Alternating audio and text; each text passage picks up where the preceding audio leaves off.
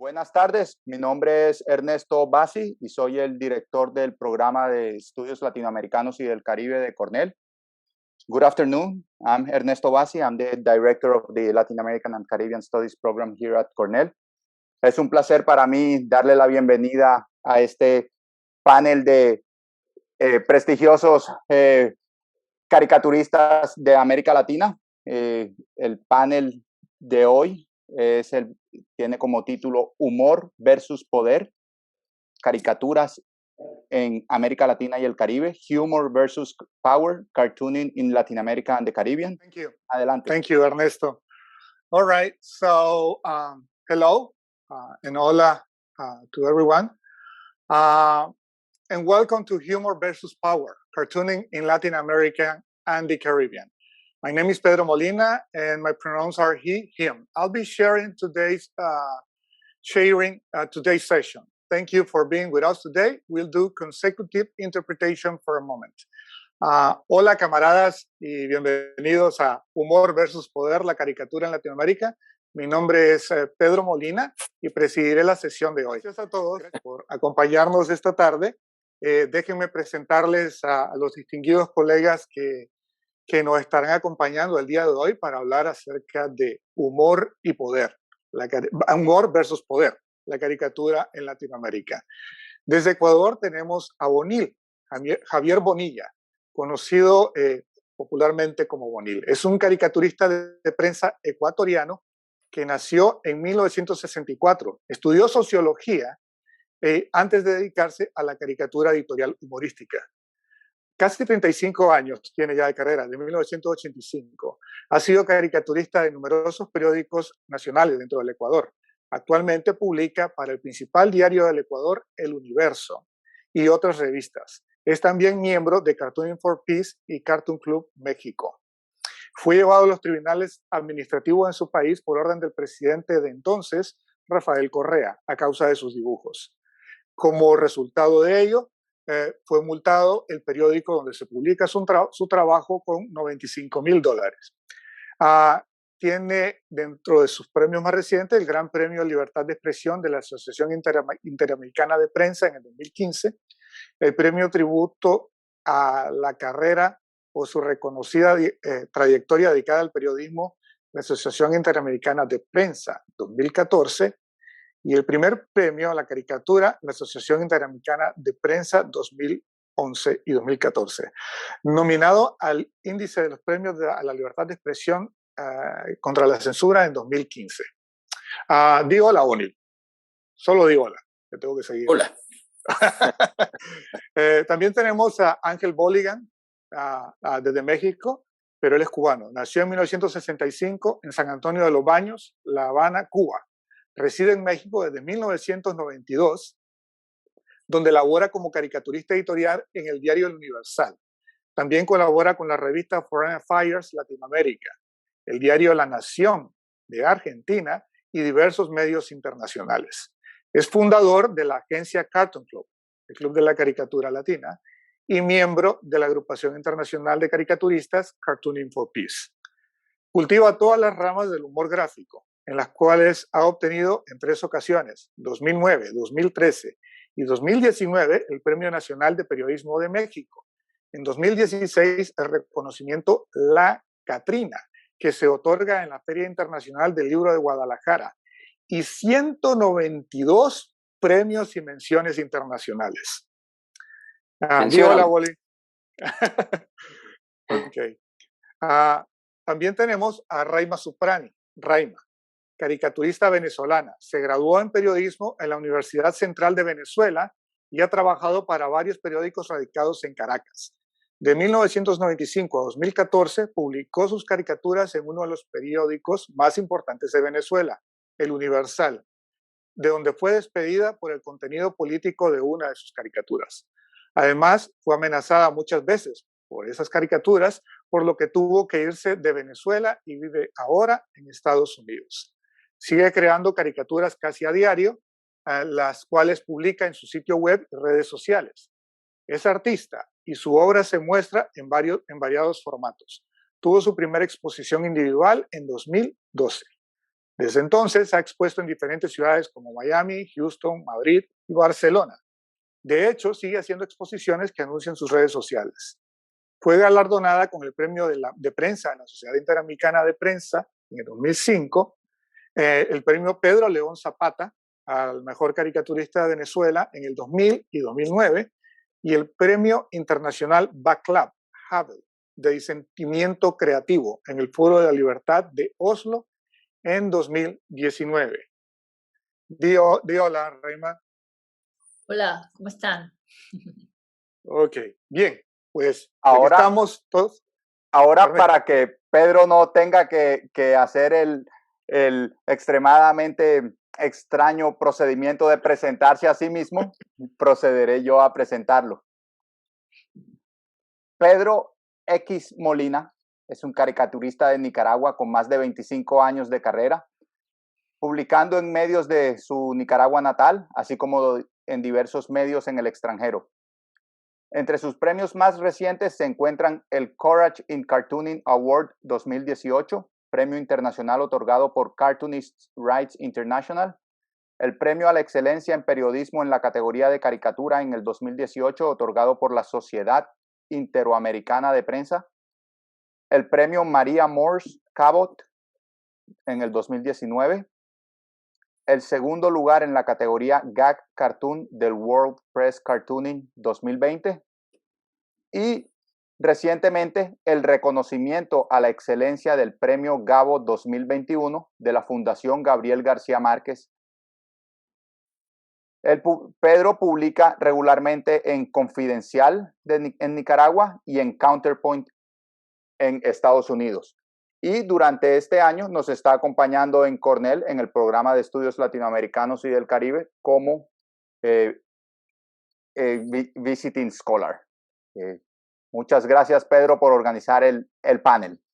Muchas gracias también a Cornell, al programa, por permitirnos este espacio para poder platicar de caricatura en Latinoamérica. Y bien, para empezar la conversación, la dinámica va a ser la siguiente. Yo voy a hacer una pregunta, luego en este orden vamos a tener unos 3 minutos cada uno para responder. Primero será Bonil, luego Boligan, luego Raima y cerraré yo. Entonces, para abrir la conversación, ¿cuáles creen ustedes, colegas, que ha sido tradicionalmente la función de la caricatura de opinión en sus países? ¿Cómo la conciben ustedes? ¿Bonil? Bueno, no puedo dejar de agradecer a la universidad, a ti, y expresar el gusto, la alegría de compartir con colegas que admiro y que aprecio tanto. La caricatura en el Ecuador, igual que en muchos países del mundo, bueno, inició dentro de al menos en Ecuador, hacía parte de la lucha política, ideológica de fines del siglo XIX, ¿no? Liberales, conservadores, pero durante el siglo XX fue cambiando, fue profesionalizándose el periodismo, la prensa, y fue de alguna manera acercándose a ese periodismo institucionalizado un poco. Y en ese contexto, la caricatura, creo yo, que fue dejando de ser esa arma política, esa arma militante, y pasó a inscribirse como un género del periodismo. Esto quiere decir que ha ido acompañando los acontecimientos diarios, la coyuntura noticiosa, es decir, volviéndose caricatura periodística, podríamos decir así, ¿no? En ese sentido, quisiera también relacionar con el tema de que nos convoca a esta conversación, humor versus poder, y a lo largo de estos años he reflexionado sobre este cliché que siempre se ha usado, es decir, el humor siempre versus el poder.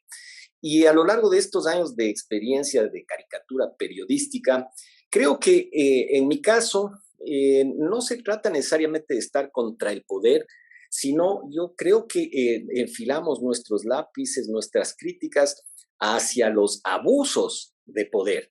Y esto creo que es una diferenciación muy importante porque creo que al inscribirse la caricatura dentro del periodismo, así de manera global, ha ido acompañando a todos estos procesos de construcción de democracia en nuestros países. Pero eso no quiere decir que la caricatura, que el humor hayan dejado de ser mordaces o que hayan dejado de ser críticos con los funcionarios públicos, por ejemplo, ¿no? Ok, gracias. ¿Bolligan? Todavía no estamos oficialmente, ¿no? Es como practicando. No, mal. Ya estamos en lo que estamos. Así que habla español, no cubano. Bien, bueno, la caricatura, yo considero que nosotros somos una especie de cronistas gráficos de la vida, de la época que hemos estado viviendo. La caricatura en México data de alrededor de 200 años, 2 siglos, desde principios de 1800, por allá de 1812 se publica la primera caricatura. En Cuba, la primera exposición de caricatura fue a principios de los 1900. Y cuando revisamos los libros, las publicaciones de caricatura en cualquier país, creo, del mundo, no solo de Latinoamérica, encontramos quizás la historia de un país de una manera más verídica, más vista desde el ángulo del pueblo. Los caricaturistas nos formamos de diferentes ángulos. Hay algunos que pues, les interesa la política, inclusive militan en partidos políticos y encuentran en la caricatura que se publican en los medios ese tipo de militancia crítico, ya sea de oposición o a favor de los gobiernos que se encuentran actualmente. Otros pues tienen una formación periodística e igual la caricatura le funciona para transmitir las ideas, los mensajes. Es una manera efectiva. Y otros, como en mi caso, posiblemente estudiamos las artes plásticas. La caricatura tiene esa ventaja, que no solo se trata de periodismo o no solo se trata de gráfica. Yo digo que es una de las ramas de las artes plásticas. En mi caso lo estoy haciendo en función del periodismo. Estoy tratando de ser crítico con el contexto, sobre todo político, en que nos ha tocado vivir y reflejarlo desde ese ángulo que les cuento, que es como una especie de voz populi.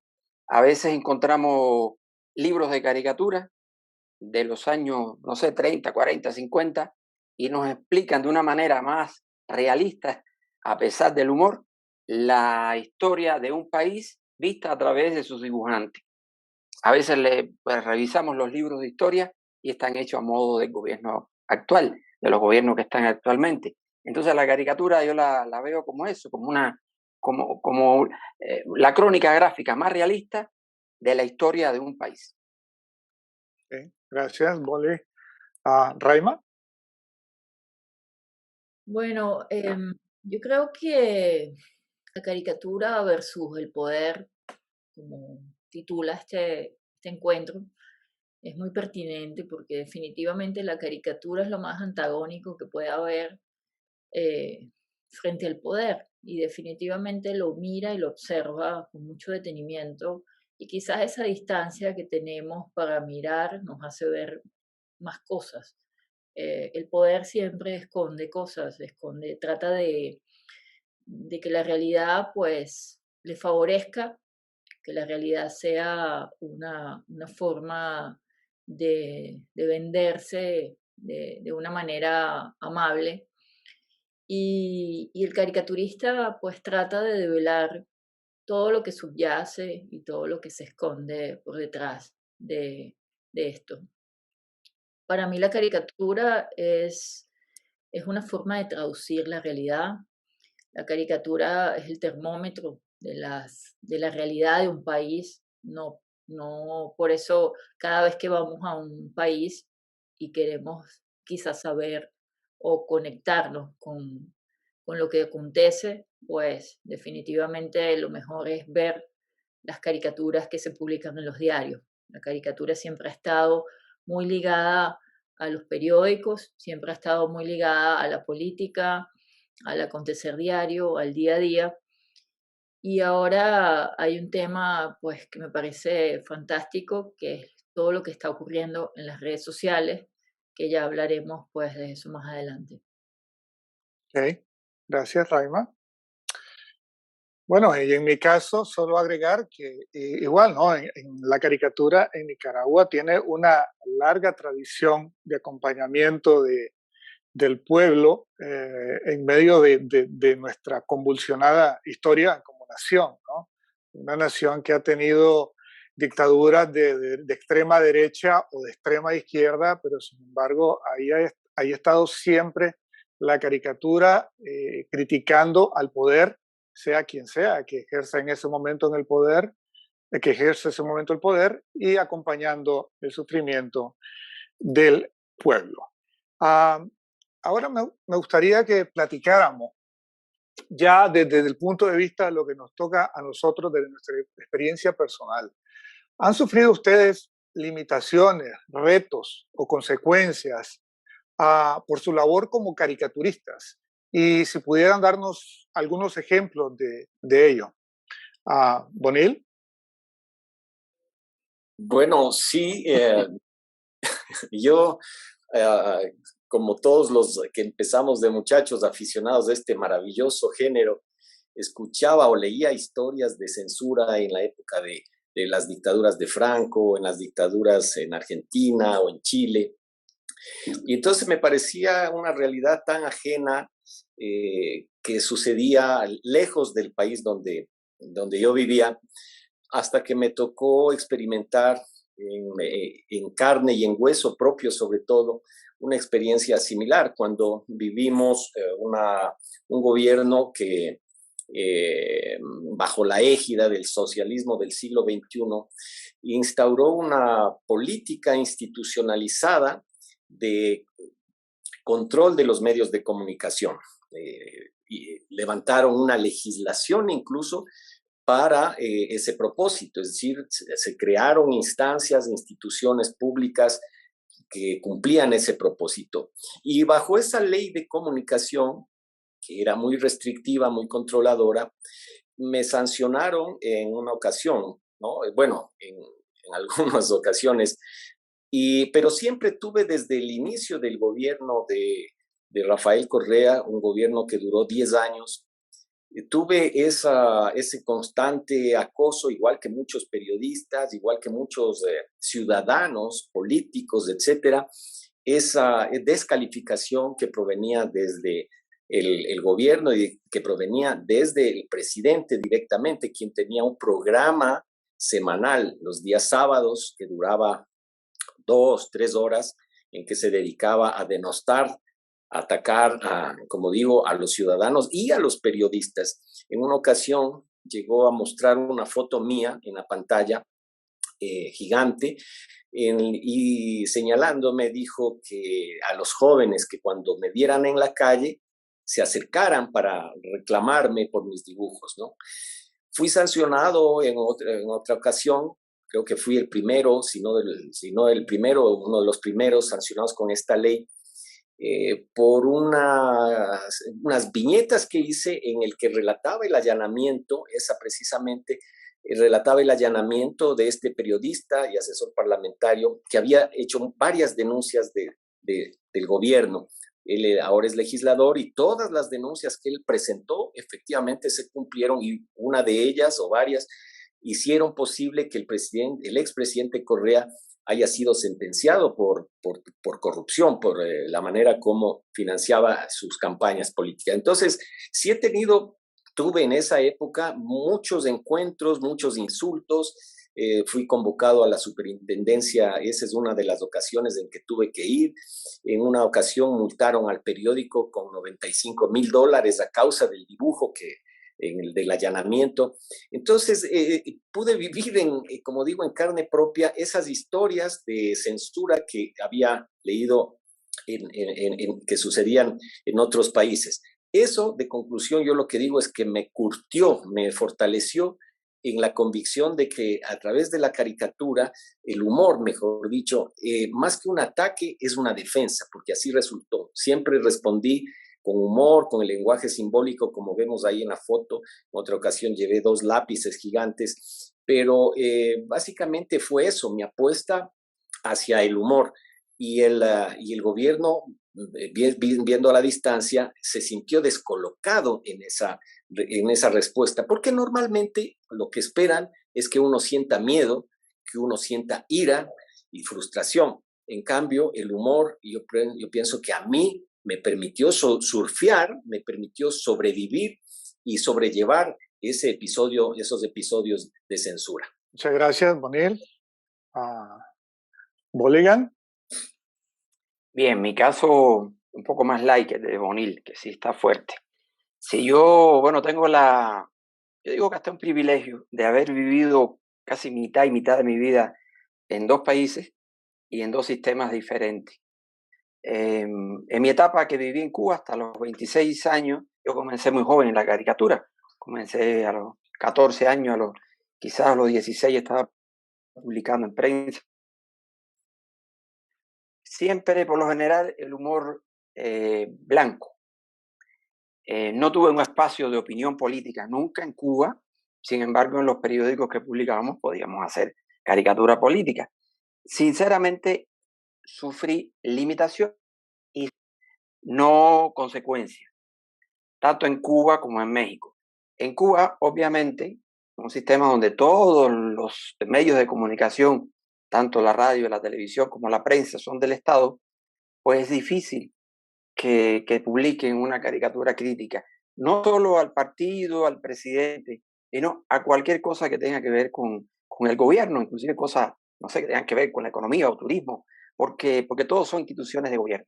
Entonces, yo nací en medio de este sistema donde estudié artes plásticas y la habilidad, con la influencia inclusive de muchos artistas de Europa del Este, de aprender a decir cosas de manera metafórica, de no usar textos y transmitir ideas, donde a través de los guiños y las pistas en los dibujos lográbamos saltar cierta censura. Era obvio que si uno llevaba un dibujo crítico cuestionando al sistema a un periódico, pues no lo iban a publicar, ¿no? Era como darte un tiro, un balazo en el pie tú mismo. Entonces, ¿qué hacíamos? Tratábamos de jugar de esa manera. Era un poco más libre, digamos, o más tolerante en las galerías y periódicos murales que hacíamos en las calles, donde sí lográbamos hacer crítica. Ahora la reviso y sí eran bastante duras, pero no lograba entenderla, cierta cúpula no la entendía y pasaba. Y sí llegaba su objetivo, o sea, transmitir esa idea al público, a la pasión que pasaba por esa galería o esos lugares. También tuve la experiencia que sí bajaran algunos dibujos, me los quitaban de exposiciones porque consideraban que era fuerte, ¿no? Eso en el caso de Cuba. En México, sinceramente, nunca he tenido limitantes en el diario El Universal, donde tengo mi espacio de opinión. Nunca ha habido una petición, digamos, del diario para que critique o no. Tenemos esa libertad. Mi forma gráfica como artista para expresarme siempre tiene que ver con la síntesis, con la metáfora, con los juegos de imágenes y esos guiños de los que le hablo. Por supuesto, nos damos cuenta que los periódicos, como todo, tanto en un sistema como en el otro, pues tienen intereses, tanto políticos como económicos. Y a veces nos damos cuenta que están tratando de no tocar al presidente o algo. Eso ha sucedido en México y ese se convierte en un reto para nosotros, ¿no? No porque nos vayan a censurar, más que nada para decir cosas muy duras sobre un presidente, sobre un político, que llegue a la población y que no te puedan acusar o no puedan señalarte de que estás tratando un tema que puede ser tabú, como puede ser la religión en el caso de México. En México, cuando llegué, me hablaban de que la religión, o sea, la Virgen de Guadalupe era intocable, o que el ejército o que el presidente no se debían tocar, ¿no? Eso es un reto para nosotros. Yo siempre soy de la convicción de que no se trata de tirarle pedradas a la cara de los tabúes, sino acercarnos y empezar a empujar poco a poco. En estos 20 y tantos años que vivo en México, ya se toca al presidente, se toca al ejército, se toca a la Virgen de Guadalupe y mucho más. Yo creo que hemos ganado mucho terreno. Entonces, experiencias desagradables de censura o consecuencias graves, no, simplemente este tipo de juego y de retos para saltar la censura. Okay. Muchas gracias, Boligan. Antes de pasar con Raima, solo quería recordarles algo que se me había escapado. A nuestra audiencia pueden ir escribiendo las preguntas que quisieran que abordáramos con nuestros panelistas en el espacio que vamos a tener de preguntas y respuestas luego de de nuestra charla para que lo vayan pensando y lo vayan poniendo ahí por el chat. Gracias. Raima.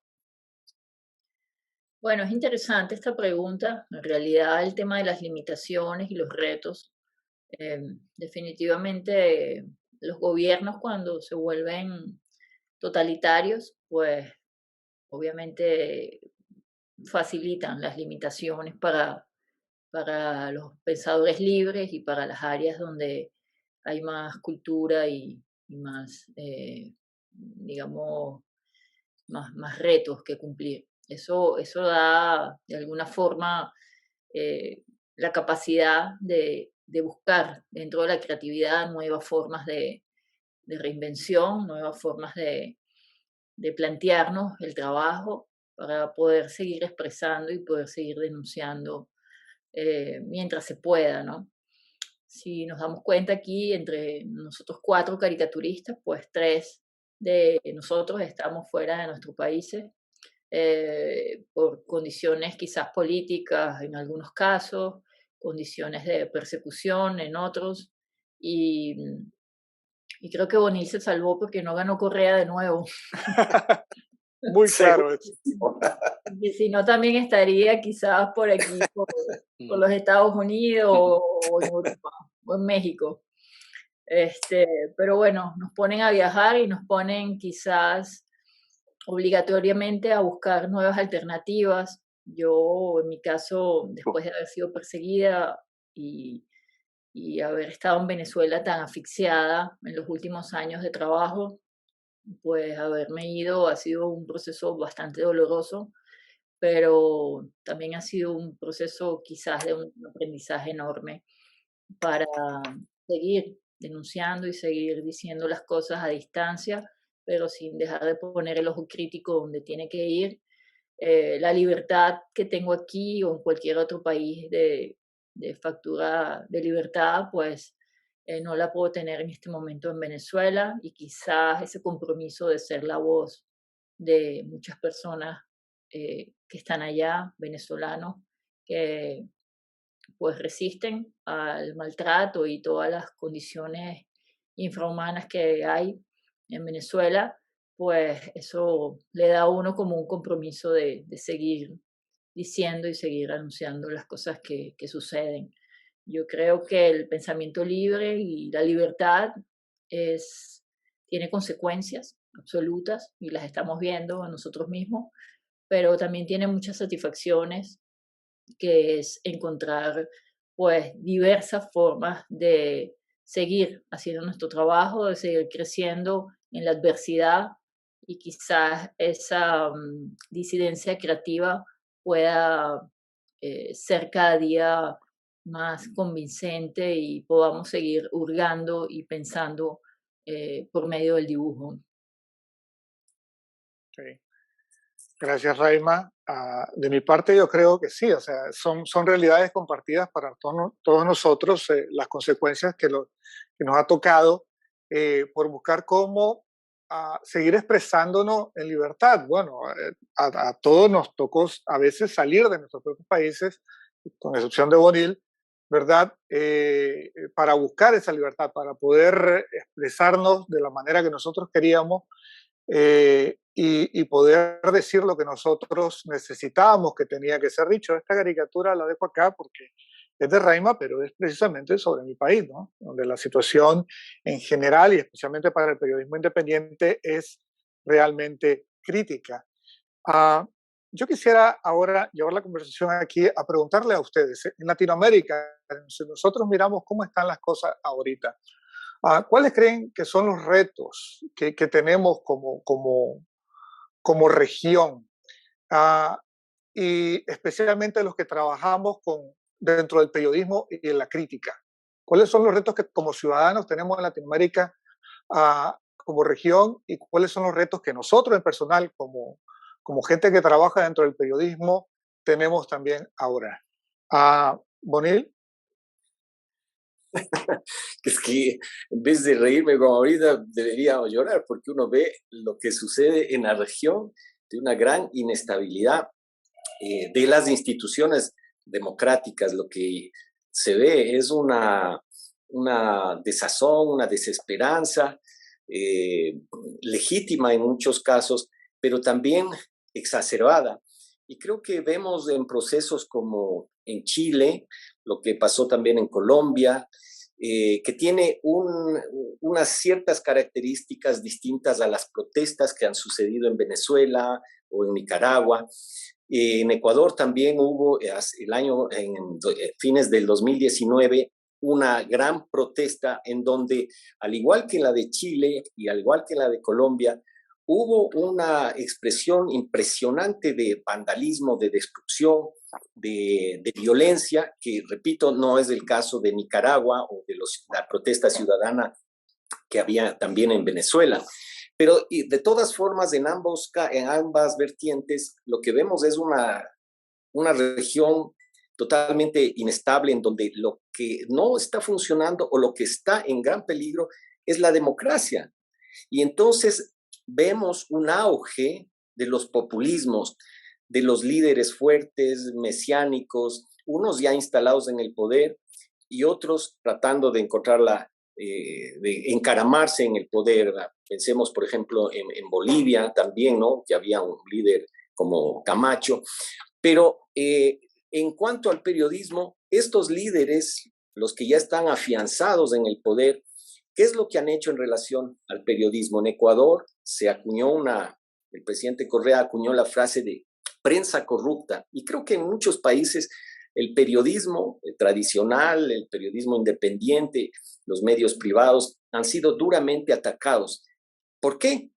Porque evidentemente, a pesar tiene mucha razón nuestro querido Boligán, tienen intereses sin duda, pero en términos generales creo que han mantenido una tónica democrática, informativa. Y la idea es desprestigiar, romper, acabar con la credibilidad que tienen, porque el periodismo en principio, a mí me gusta mucho esa definición de que es el perro guardián de la democracia. Estos gobernantes lo que han querido hacer es limar, quitarle la dentadura a este perro y volverlo, digamos, inservible. Y ese yo creo que es el gran reto que tenemos nosotros como caricaturistas, como periodistas, como ciudadanos, resistir en todos los espacios que se pueda, que parecería ser que en parte pueden ser las redes, ¿no? Las redes sociales. Okay. Gracias, Bonil. Boligan. Bueno, tenemos muchos retos y concuerdo con Bonil en estos tiempos de populismo, de gobierno y de movimiento. Yo creo que uno de los retos principales también es estar claros en lo que está sucediendo. Estamos en un mundo que las noticias virtuales y las fake news pueden influir en nuestras opiniones. Podemos, en un descuido, ser manipulados por el poder político, por el poder económico, por el poder de la oposición. Y esos juegos, cuando no estamos claros de lo que estamos dibujando, de lo que estamos opinando, podemos caer en hacerle juego a alguien. Y sobre todo en la intolerancia.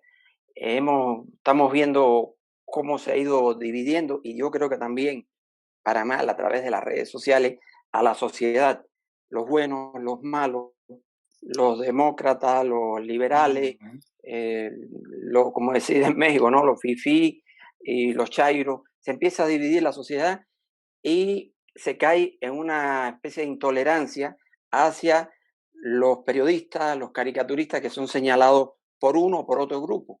Y entonces cae en una agresión virtual en redes sociales que pasa a la falta de respeto, al insulto como periodistas, como opinadores, pero también puede llegar a lo físico, porque somos personas públicas o que de repente nos exhiben en los medios o en las conferencias que da el mismo gobierno. Y creo que estar claro y que seguir nuestra línea y no caer en donde estamos sirviendo a alguien. Yo siempre me ha gustado navegar con bandera propia, que no me asocie a un partido ni una tendencia, ni militar, para alguna militar, digo no militar, del ejército, ¿no? Sí, mi general. Militar en ningún partido ni nada de eso, ¿no? Sí, mi general. Para de alguna manera que me vean que cuando yo opino no estoy defendiendo a mis intereses personales ni estoy defendiendo a una ideología ni a un gobierno, estoy siendo sociedad, estoy siendo pueblo. Trato de ser lo más honesto posible, pero desdichadamente nos quieren meter en un costal de todas maneras, en un grupo, y somos linchados mediáticamente, o otros colegas periodistas, sobre todo, linchados físicamente por lo mismo. Entonces el reto es mantenerlo lo más sano, más limpio posible y lo más objetivo que podamos en medio de esta vorágine de ataques, de populismo y de intolerancia. Gracias, Bolívar.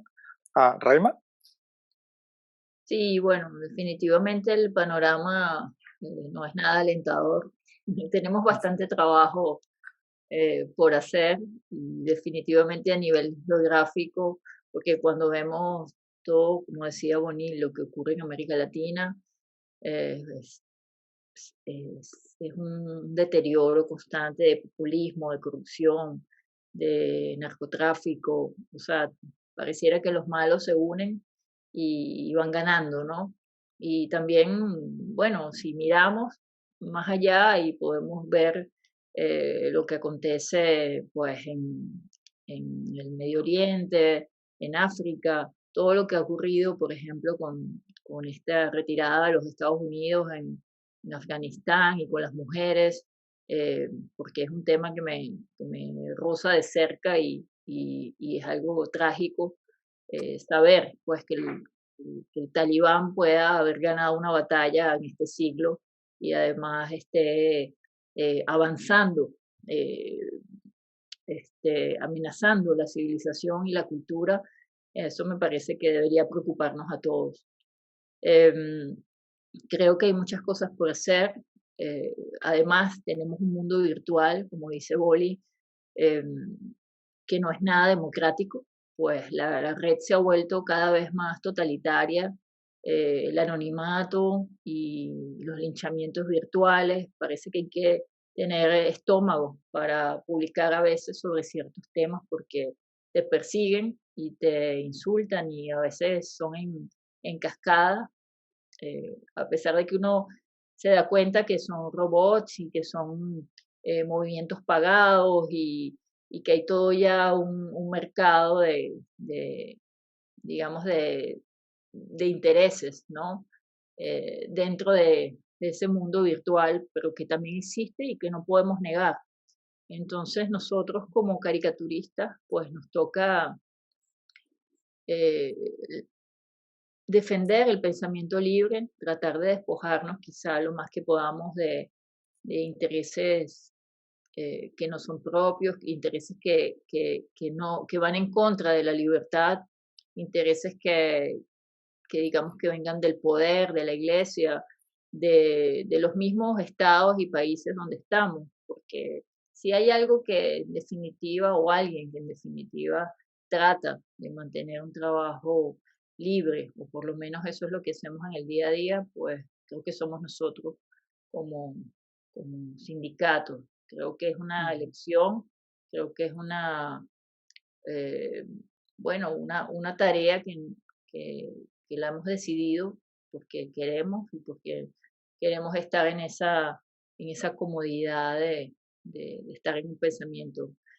libre. Y la libertad, pues creo que está muy perseguida de manera disfrazada, quizás de una forma muy confortable, pero todos esos acontecimientos virtuales de persecución y de insultos y de anonimatos están trayendo mucha censura y la gente, para no tener problemas, muchas veces prefiere callar y prefiere no opinar.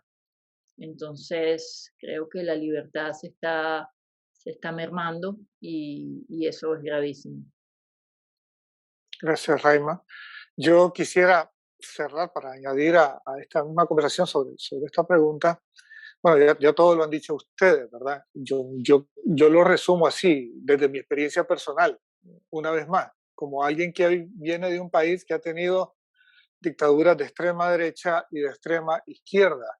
Yo creo que esta estrategia divisora, ¿verdad?, de la cual se ha servido el poder, primero con las ideologías, está ahora también siendo ejecutada a través de las redes sociales. O sea, la idea general ahora es dividir a la gente tanto como lo que se pueda para que pierda su capacidad de organización y por ende su capacidad de reacción ante los abusos del poder. Pues bien, como yo quiero dejar espacio a las preguntas de la audiencia, solo voy a hacerles una última pregunta y quisiera que si me la pueden responder tan rápido como puedan. La caricatura como género periodístico, ¿por qué creen ustedes que merece existir todavía en el mundo actual? ¿Qué creen que aporta a la discusión o al ambiente actual en el que vivimos en Latinoamérica y en el mundo? Bonil. Bueno, toda la expresión humana merece existir y el humor es una vía. El humor es una manera de civilizar la agresión, digamos. En las redes a uno muchas veces le da ganas de explotar con la ira que puede sentir ante un evento, ante un comentario, ante una política, pero el reto es convertir esa agresividad en una manifestación civilizada, que eso es finalmente el humor, incluso en su vertiente más satírica, más fuerte, más, más latigueante, digamos, ¿no? Sin embargo, ahora lo que vemos, yo pienso que la caricatura antes era como una joya que el lector esperaba encontrar en los periódicos o en las revistas. Pero yo me he dado cuenta que ahora en las redes sociales, además que la relación es tan automática, tan rápida, y creo que les pasa a todos los que estamos en esta conversación y quienes nos escuchan, que vemos comentarios muy graciosos, muy ingeniosos en la red. También ha saltado mucho el humor a las redes sociales. Y a veces ha pasado que yo estoy pensando el dibujo, es el problema cuando uno hace de la coyuntura específica, y te toca esperar al día siguiente en el que recién saldrá, cuando ya en las redes sociales se ha tratado ese tema con gran ingenio en 100 caracteres, en 200, no sé cuánto tienen las redes, ¿no? Entonces, creo que esa particularidad es algo con lo que nos toca enfrentarnos a los caricaturistas, ¿no? Ya no somos, creo yo, esa joya, por eso lo que hace Boligán es magnífico, porque él escapa de la coyuntura y se eleva hacia el concepto mismo, ¿no? Bueno, es que él es el Messi de los caricaturistas, digo yo, ¿no? Y bueno, en 2017 tuve oportunidad, saliéndome del circuito del periódico, en el 2018 me parece que me invitaron al Oslo Freedom Forum, se me ocurrió pintar un gran mural que representaba a Nicolás Maduro, Diosdado Cabello y los militares que pateaban literalmente a los ciudadanos, a la diáspora venezolana, ¿no? Y el ejercicio consistía en, con pocas líneas, transformar esa misma imagen en una prisión, con ayuda de la gente que se acercaba al parque de Oslo. Entonces imprimimos muñequitos, globitos, y la gente se acercaba, pegaba esos stickers, ¿no? Convertimos entre todos en una prisión a esos personajes y, por supuesto, le ponían, ya se imaginarán los comentarios y mensajes que le mandaban a Maduro, ¿no? Pero bueno, esa fue una manera también de sacar la caricatura hacia otros espacios que no sea solamente las redes y el periódico. Ok, gracias. ¿Boligán? Vale. La caricatura es una joya, debería de ser patrimonio de la humanidad. Por lo mismo que hablábamos ahorita, es arte, desde el momento que trazamos y jugamos con la figura, y es periodismo.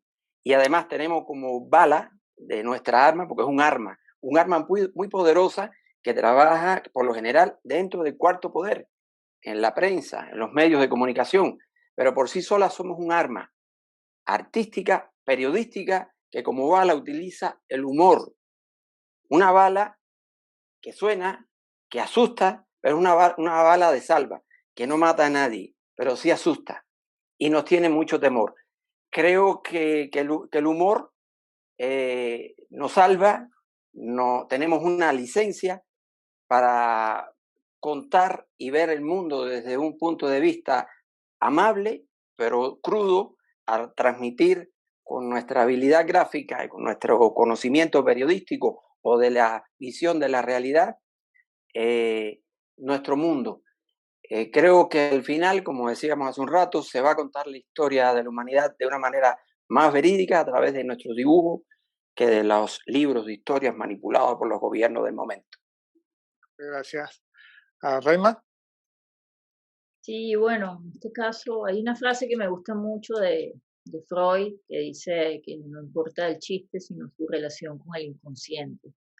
Y yo creo que eso engloba todo lo que tiene que ver con el contenido de la caricatura. La caricatura y el humor son actividades que traspasan, que llegan profundamente en sus temáticas, a veces sin que las personas se den cuenta. Y es mucho más fácil llegar en algunos temas complicados con una caricatura que llegar con un texto brillantemente escrito. Pareciera que el dibujo nos lleva a volver a ser niños y a entender la vida de una forma simple dentro de sus complejidades. Yo creo que eso es algo muy valioso, es algo que no podemos perder, es algo que además tenemos que seguir desarrollando en todas las variantes virtuales y las nuevas posibilidades que vengan que no sabemos porque la dinámica es muy rápida. Todo lo que acontece antes, como dice Bonil, esperábamos el periódico del día siguiente. Bueno, ya a los 2 minutos ya hay otras informaciones, ya hay otras páginas, ya cambió la noticia y si pudiéramos hacer una caricatura cada segundo, pues igualito tendríamos lectores para ese mercado. Entonces es un tiempo avasallante, un tiempo donde tenemos que estar claros dónde estamos y saber lo que estamos haciendo. Y con respecto a los otros espacios, bueno, en mi caso yo he tratado de llevar un poco la caricatura al arte, tratar de hacer exposiciones temáticas con mis dibujos, con una curaduría, digamos, que englobe una forma de decir, un lenguaje. En este momento estoy haciendo una exposición sobre el COVID en la ciudad de Houston y creo que quizás mirar esos temas que a veces nos espantan, como podría ser el COVID, de una manera jocosa, respetuosa, pero al mismo tiempo diciendo eh, la escuela y el aprendizaje que hemos tenido todos a nivel mundial es el trabajo que nos toca hacer dentro de la caricatura. Ok, gracias, Raima. Vamos a pasar ahora con algunas preguntas de la audiencia. Voy a tratar de buscar alguna de la que ya no hayamos hablado indirectamente hasta ahora, pero de todos modos, algunas tienen alguna conexión. Esta dice, ¿qué tipo de contacto o comunicación tienen ustedes con sus audiencias, con la gente que simpatiza con su arte y contenido? Me parece que seguro escucharán mucho de los críticos, de los trolls, pero me interesa saber si corresponden y de qué manera con quienes apoyan su esfuerzo artístico y políticos. ¿Cómo es la dinámica de los caricaturistas en este bravo mundo social en el que ahora vivimos? Rápidamente, Bonil. Bueno, yo creo como todos, tengo una comunicación directa con los que me insultan, recibo... Pero bueno, eso nos pasa a todos. Las redes sociales nos han permitido ese contacto virtual, menos mal, no real en algunos casos, ¿no? Pero tal vez una experiencia personal que puedo transmitir es que para mí todos estos episodios de censura que viví, que fueron difíciles, obviamente te llenan de frustración, de ira. Leer los insultos no es agradable, las descalificaciones. Y al comienzo me daba ganas de responder con esa frustración que sentía, pero me vi inmerso en un proceso de autoevaluación también. Y me di cuenta que todos pedimos tolerancia, ¿no es cierto? Y hubo un momento en el que yo dije, yo estoy a un tris de no responder con esa tolerancia que pido. Y me sucedió un proceso en el que me vi obligado a yo ser también tolerante con esas críticas e incluso con algunos insultos. Eso se traduce, por ejemplo, mi mujer siempre me dice, ¿por qué no les bloqueas? ¿Por qué no borras esos comentarios? Y yo digo, no, déjalos ahí como una vitrina. Y yo también respondo con mucha cordialidad muchas veces, también explicando en algunas ocasiones por el hecho de tratar de luchar contra este gran monstruo de las noticias falsas, de la desinformación. Y a veces escribo, contesto, pongo ciertas cifras, porque me parece importante. Así hacemos también país, así hacemos también democracia. Y entonces todo eso ha sido para mí un proceso de un trabajo interno, digamos, para desarrollar esa tolerancia que pido y que pedimos hacia los demás. Entonces, en ese sentido, creo que me ahorré unos cuantos honorarios de psicólogo. Gracias. Boli. Bueno, déjeme comentarle a Bonil que me hace un rato me comparó con Messi. Digo, sí, sobre todo por el salario, ¿no? Lo bien que nos va a los caricaturistas, ¿no? Lo que callamos los moneros. Lo que callamos los moneros. Bueno, sí, al igual que todos, tenemos las redes sociales. Es un contacto más directo con nuestro público. En mi caso, a diferencia quizás de todos ustedes, yo soy quizás el menos que respondo o interactúo. Igual tengo, no sé, cuestionamiento, aplauso de todo en las redes sociales. Y mi estilo es más gráfico, menos palabras. Y sí tengo inclusive en privado contacto con las personas, respondo internamente y mantengo un público que sabe que va a haber una imagen que yo opino, que estarán de acuerdo o no, pueden criticarla o no, pero por lo general intento no debatir mucho porque realmente el trabajo nuestro no es sentarse y en una hora resolver un dibujo, o en 10 minutos, o en 2 horas. A veces son días y a veces buscando información, eh, entendiendo qué es lo que sucede bien para tratar de hacer un dibujo lo más objetivo posible. Entonces no podemos estar debatiendo más cuando hay tantos seguidores. Creo que Raima en Twitter tiene como 1 millón, una cosa así. No se puede atender a todo el mundo más que general. En mi caso, intento mantener el público porque son agradecidos, el público es agradecido cuando uno atiende sus cuestionamientos, sus preguntas, pero a veces son trolas, a veces son provocaciones intencionales para desviar la atención, no lo sé. Y sí hay que ser moderado en ese sentido. Pero sí es una vía muy efectiva, cualquiera de las redes sociales, las plataformas que tenemos. Gracias, Boli. Raima. Bueno, quizás siempre los lectores son un gran misterio, digamos, una población flotante que uno no sabe, que quizás ellos lo ven más el trabajo de uno que uno lo que pueda saber de ellos.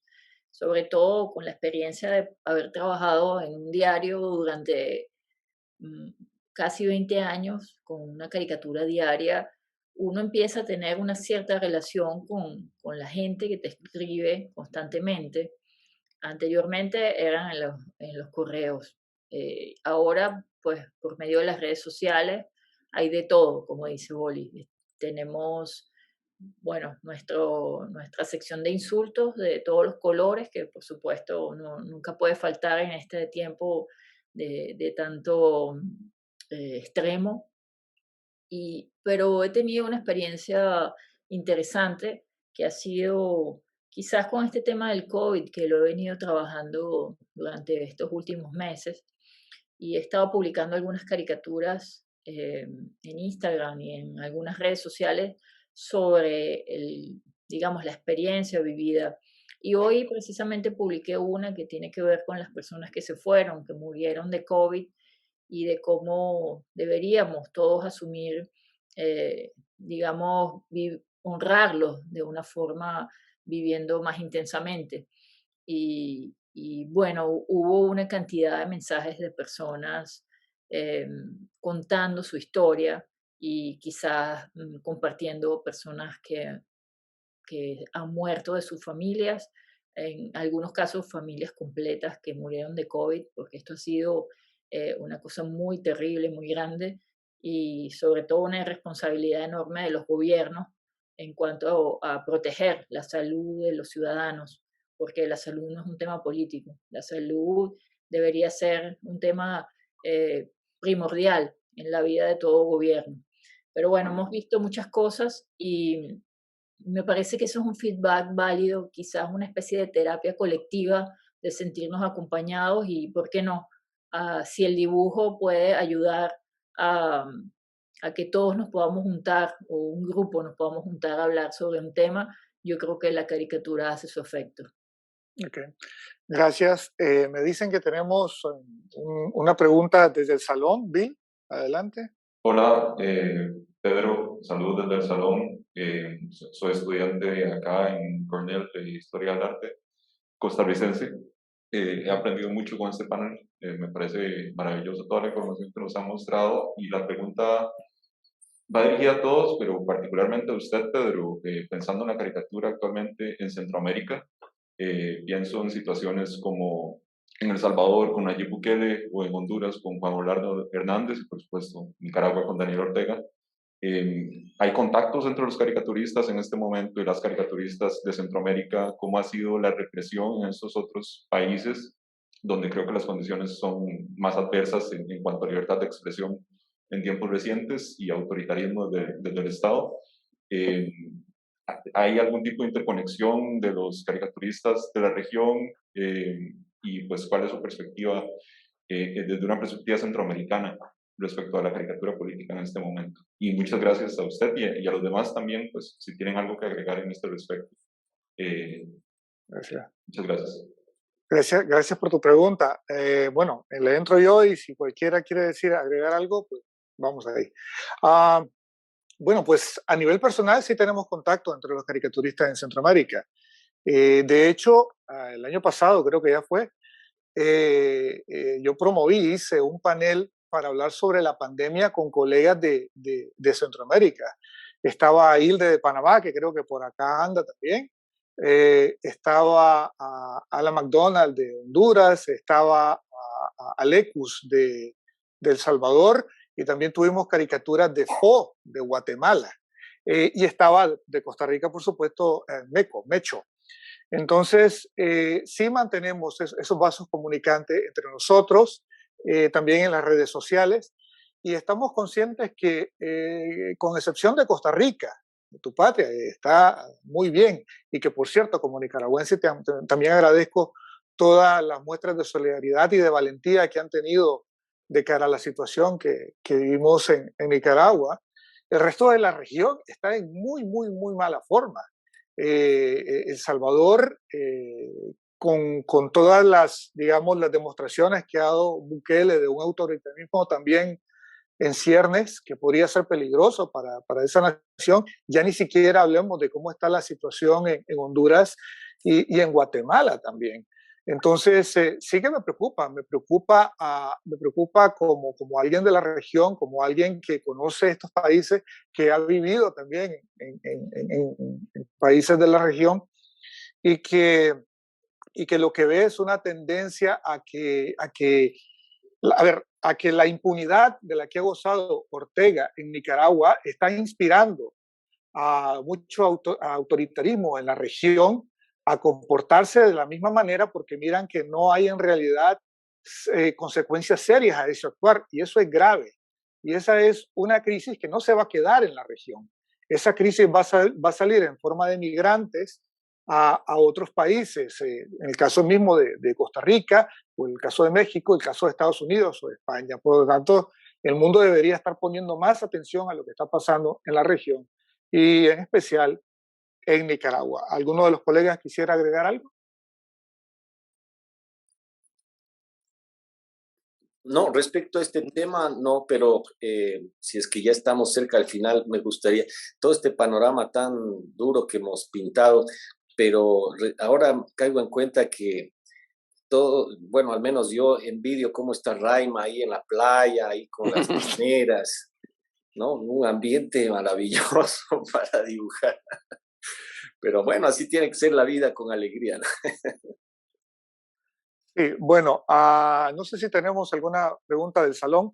Tengo algunos colegas más jóvenes, lo cual a mí me emociona ver que hay gente aquí joven que le interesa la caricatura y que nos hacen, pues, en realidad, algunas preguntas que voy a mezclar porque se repiten y son recurrentes. Influencias, ¿cuáles son nuestras influencias? ¿Y qué consejo les daríamos a esos muchachos que están empezando ahora?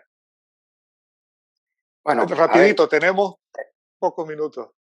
Ya, yo creo que los caricaturistas somos como una esponja. Desde que comenzamos vamos adquiriendo influencias de muchos artistas, tanto por de la forma gráfica, otros de cómo transmiten sus mensajes, y al final somos una especie de potaje, digo yo, de que sacamos un poquito de todos hasta que al final nos vamos encontrando a nosotros mismos. Hay grandes artistas en Latinoamérica, de México, como mencionar a tres, le menciono a Rogelio Naranjo, Helio Flores, a Ríos, que han marcado generaciones de caricaturistas. Y bueno, para ser caricaturista hay que dibujar mucho, muchísimo. Hoy tenemos la ventaja de las redes sociales, que si no hay un medio que te la publique, en las redes sociales se puede comenzar a exponer lo que estamos haciendo, siempre la va a haber alguien que le puede interesar y siempre tratando de superarnos y trabajando muchísimo, que es la única manera de progresar y de crecer. Y sí, el reto es ver cómo podemos vivir de publicar en las redes sociales, ¿no? Ese Un es reto otro que punto. tiene todo el periodismo y nosotros incluidos ahí. Gracias, Bonil. Sí. Bueno, en los inicios, como en Ecuador, llegaba poco material editorial. Yo me nutrí de lo que mi padre, que estudió en Francia, trajo, ¿no? Charlie Hebdo, Peric de España, Chumichumis, etcétera. Pero luego con el Internet, todo ese gran mundo, con una oferta impresionante, fue como una lluvia, ¿no? Que indudablemente me ha generado una influencia, una inspiración, que a veces uno puede no ser consciente de eso, porque uno se fascina con el estilo de un artista y eso, digamos, se cuela, ¿no? Pero sí me gusta esa imagen que dice el Boli, ¿no? Esto de la esponja. Pero últimamente me doy cuenta que soy más una esponja cuando destapan una botella de tequila. Me he dado cuenta de eso. con tacos a pastor negro. Bien, gracias. Raima. Bueno, yo creo que la constancia, quizás el empezar, pues es lo más difícil. Empezar a dibujar, nutrirte de maestros que puedan aportar cosas, ver, buscar información. Como dice Bonil, pues las redes sociales ahora tienen todo, pero el todo incluye lo bueno y también las cosas mediocres y malas. Entonces hay que tratar de seleccionar lo que más nos nutre como ilustradores, como pensadores y, y para las generaciones más jóvenes, pues quizá la constancia, el dibujar día a día, el tener una idea y proyectarla, el ver cómo esa línea va creciendo con el tiempo y de ahí, pues, estoy segura que se pueden sacar muchas cosas en el tiempo. Gracias. Bueno, pues yo creo que ya lo dijeron ustedes. Yo lo resumiría en ese par de cosas, ¿no? Primero, dejarse permear como una esponja, como bien diría, pero no de tequila, ¿ok? Sino de todas estas influencias plásticas de los caricaturistas que ya están trabajando, pero también de escritores, del cine, porque eso es lo que me pasa por lo menos a mí, ¿no? La escritura, de la literatura, del cine, de toda esta disciplina artística. Y la constancia, que Raima ahí sí puso ahí donde tiene que estar el acento. Ser constante, porque a cualquiera, y todo el mundo tiene la sensación de pensar de que, ay, esta caricatura que se me ocurrió a mí es genial, y si esta está mejor que la que hizo Boli, o que la que hizo Bonil, o que la que hizo Raima hoy, o que la que hizo Molina hoy. Sí, pero que se te ocurra una caricatura genial es relativamente fácil. Que se te ocurran 365 días al año es otra historia. Entonces la constancia es realmente importante. Yo quisiera agradecerles el tiempo que los colegas nos han brindado hoy para compartir con nosotros acá y animarles a todos los que nos están viendo, ¿verdad?, a que consuman la caricatura, a que se interesen por ella, a la gente que está tratando de hacerla, a que dibuje, porque no hay otro secreto. Ernesto. Creo, Pedro, que estamos llegando al final, pero creo que hay una pregunta que creo que todos pueden responder muy rápidamente. Y la pregunta es, ¿cuándo sienten la satisfacción de la caricatura? ¿Al terminarla, al ver la reacción de la gente o ambas? Ok, Bonil, rapidito. El cobrarla, tal vez, no sé. Sí. Toma tu like. Bolligan. Sí, es una satisfacción en cada momento. Cuando tú sabes que se te ocurrió una gran idea, cuando logras transmitirla de la manera gráfica fuerte y sobre todo después cuando ves que el público pues que funcionó, y ahora tenemos como termómetro en las redes sociales, pero principalmente cuando la pagan. También, ¿verdad? Sí. Raima.